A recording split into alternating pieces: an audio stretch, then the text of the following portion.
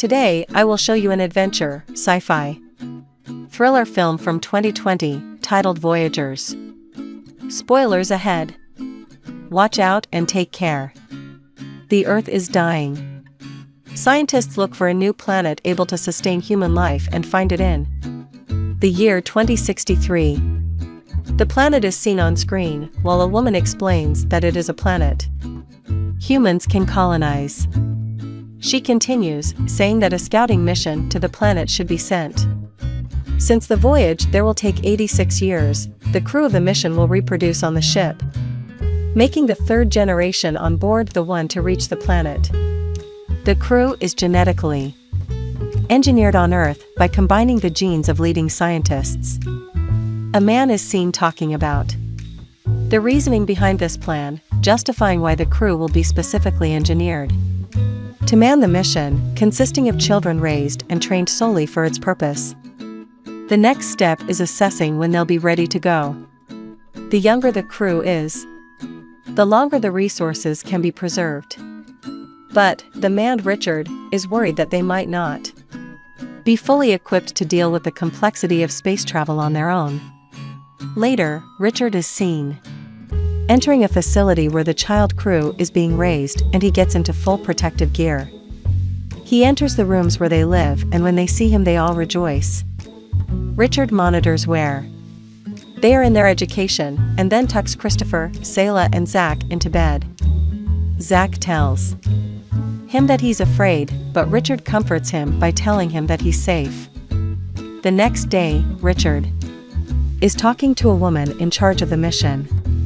He tells her that he should go with the children to raise and protect them. Richard's addition to the mission would also mean that it will be able to launch in 4 years, instead of 7.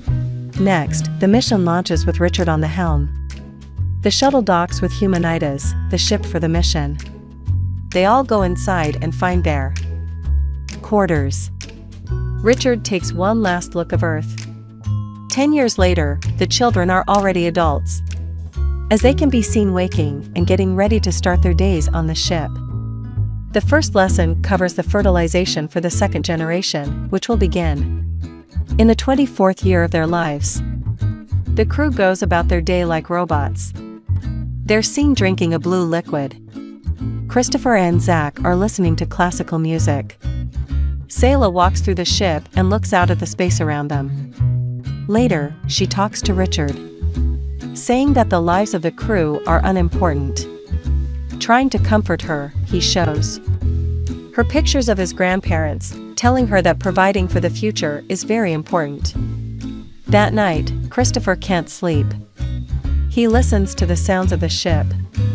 The next day, Richard and Christopher are in the hydroponics bay, checking the state of the plants, when a message about toxicity in the water appears on Christopher's screen.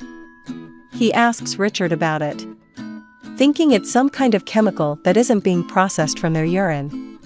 But Richard dismisses his concerns. He's skeptical about it. So, later, he asks Zach about the ingredient T56J. They wonder why the information is unavailable. During the night, the two of them go back to figure out what it is. Christopher bypasses the firewall and is able to find the information. The chemical ingredient is found in the blue liquid they drink. Zach thinks it was a digestion aid, but they figure out that it has other effects on their personality. It makes them dull and docile, decreasing their desires and pleasure responses. They're being drugged and pacified, so they don't reproduce naturally and overpopulate the ship. The two of them stop drinking the blue liquid. Later, they share the information with Kai and Julie, along with the information about a hidden compartment on the ship. Later, Christopher is in a session with Richard. He says he knows that he's been lying to them, but only mentions the unmarked compartment, Pod 23. Richard tells him that the mission must have lied to them for a reason, that the pod might be for the third generation. After the session, Richard sends a message back to Earth asking if he could share everything with the crew and be honest with them so they don't lose faith in him. The message will take time to get there. The next day, while standing in line next to Selah, Christopher has a fantasy about her. They eat lunch and he keeps looking at her, but Zach approaches her telling her that she's changed. Richard comes in and tells him not to grab her, as per the rules.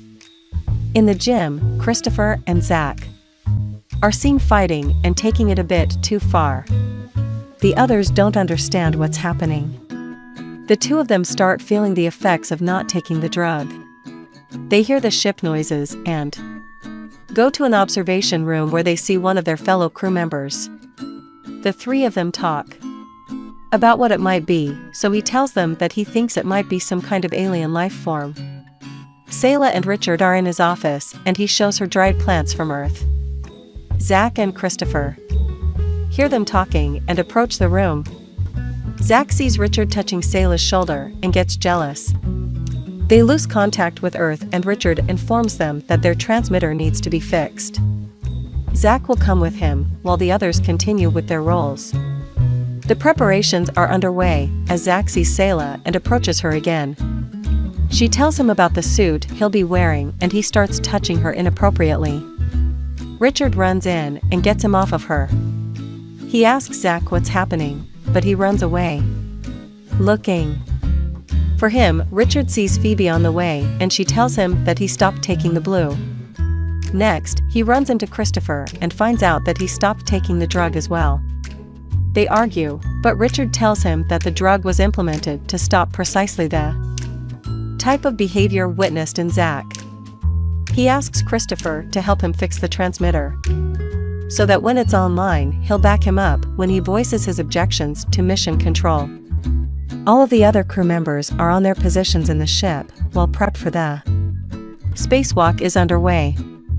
Zach enters the systems room. Richard and Christopher go outside the ship. Christopher is experiencing sensations he hasn't felt before, so Richard keeps an eye on him. Richard repairs one of the transmitter parts, then goes over to the second one. Inside the ship, the noises from the ship can be heard again and the crew is getting restless.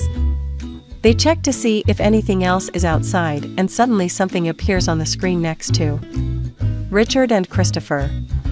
It hurts Richard, hurling him away from the ship.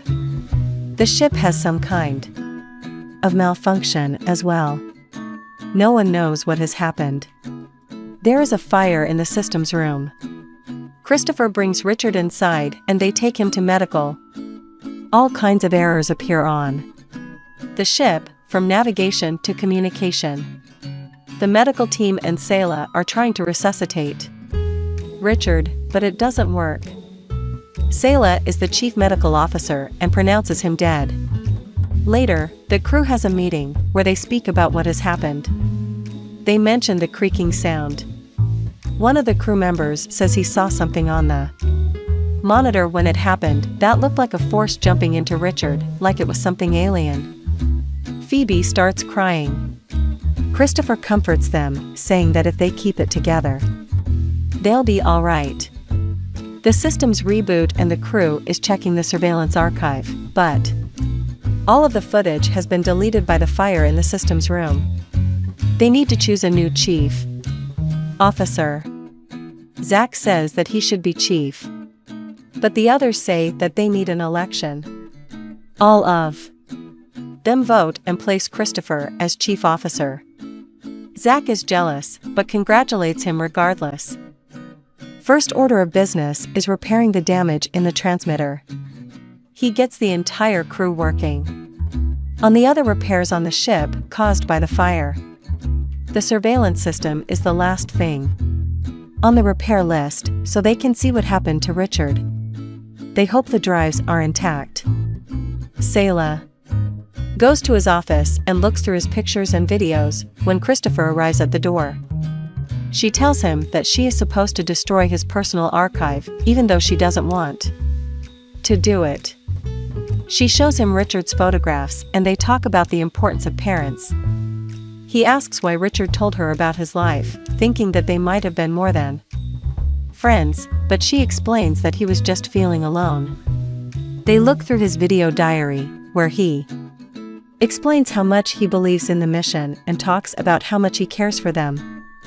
Christopher is looking for the crew and finds them in the cantina, angry that they're not at their posts. Zach tells him that they're repairing the refrigerators so they don't lose any food. But there's a bunch of food that might go bad, so he asks him if they can have a feast to celebrate their new chief officer. After they eat, Kai tells the others not to drink the blue and they all dump it. Sayla and Christopher are looking through Richard's videos, laughing and enjoying themselves. Christopher feels increasingly more attracted to her. Zach feels attracted to Julie, he touches her. And she touches him back. The others are looking at them. Later, the crew can be seen fighting and running around the ship, having fun.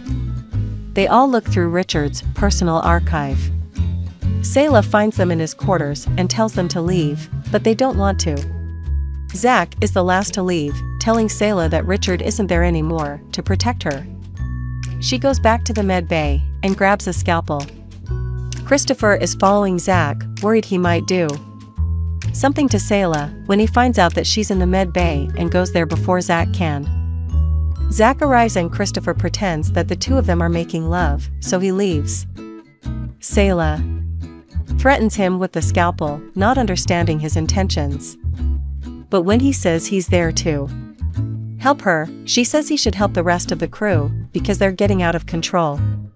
Christopher leaves and finds Zach along the way, telling him to stay away from Sayla when they hear the strange crackling noise again. He follows it around the ship, as others can hear it too. Kai sees Julie getting close to another crewman, so he flies into a rage and punches him off her. They fight. Later in the cantina, Christopher tries to get the crew to behave. But they don't like it. Suddenly, the crewman that Kai beat up starts hitting him with a tool. Christopher stops him by hitting him too. He tells everyone to get Kai and the other one treated and then to meet at the common room. In the meeting, he tells everyone that the fighting has to stop and the reparations have to continue. Zach challenges him and the others think that they shouldn't be doing the work because they won't get to the end of the mission. Christopher says that their grandchildren will and that they need to support them. One of the crew members says he doesn't want to work in the systems room because the alien lives there. He thinks Christopher brought it in when Richard died. Phoebe suggests they repair the surveillance system and see what happened, but Zach belittles her and tells Christopher to shut up too. He doesn't care about the rules anymore and tries to get the others on his side, saying Christopher isn't the right leader. Zach thinks he should be the leader and tries to convince the rest of them to become a part of his group, which will be strong enough to fight the alien if it's there. Many of the crew follow him, but some of them stay on Christopher's side. That group goes to the surveillance room to fix the system, afraid the alien might be there. Christopher goes in first to check. Zach and the others roam the hallways and reach the systems room. Him and Kai go inside the room, not knowing Christopher has been in there too. They go deeper inside the room to look for the alien. The ones on the outside see something happening inside, and Zach and Kai run out terrified, sealing the room as they leave. Later, they tell the others from the group that the alien attacked them. Meanwhile, Christopher brings the surveillance drive to Sayla in the med bay. Him, her, and a few others check the footage. They find the footage from the systems room and realize that it was Zach and Kai that killed Richard by electrocuting him, then lied about the alien. The group decides to keep quiet for the moment until they figure out what to do. Christopher and Sayla hide the drive in her room and talk about Zach. He thinks that this is what they're really like without the drug, but she disagrees, saying that the two of them are different. He says that he's worried that the others won't care about the truth and that maybe he doesn't care either. Sayla tells him to stay with her. They kiss and they sleep together. In the morning, there's a knock on Sayla's door. It's Zach saying that he'll come inside, one way or another.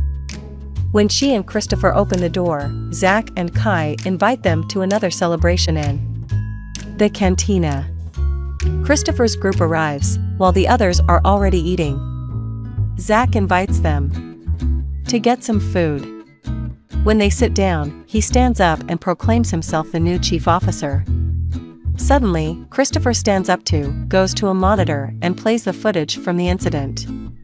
He tells the others that Zach killed Richard and that there is no alien, that he's been lying to them. He suggests Zach confines himself in his room while they consult the program and they decide what to do. Everyone gets upset and Zach confesses, saying he did it to protect them because the alien was in Richard and Christopher brought it inside. He convinces the others that the alien is inside the ship, hiding in one of them. Zach says that they need to find it and kill it, to which they all agree. He pits them against each other and they start fighting. They think it's the crewman that works in the med bay and they start chasing after him. Christopher follows suit. Kai hits him first, then the others join as they kick the crewman to death. Christopher takes his group to a secure place in the ship, while Zach's group goes into the med bay and they arm themselves. Christopher's group tries to figure out what to do and some of them want to give up, saying they can't do anything in the moment. They think they should join Zach's group and try to detain him later, because his group has weapons and they don't. Sayla realizes that Christopher knows about the weapons hidden on the ship in the secret compartment. Christopher goes to find it by himself. He opens a compartment and crawls inside, searching for it. When he finally finds it, he can't open it and an alarm starts blaring, which Julie and another crewman hear. They hear him inside the compartments too and tell Zach about it. Christopher gets out to get some tools to open the compartment, but when he comes back, the other group is already taking the compartments apart. They open the secret compartment and find the weapons. Kai thinks they're meant for the third generation, but Zach says they are for them. Two people from Christopher's group want to join Zach and the others. Zach asks where the rest are hiding. Sayla, Phoebe and Christopher devise a plan how to get close to Zach. He suggests that he should kill him, but Phoebe doesn't like it.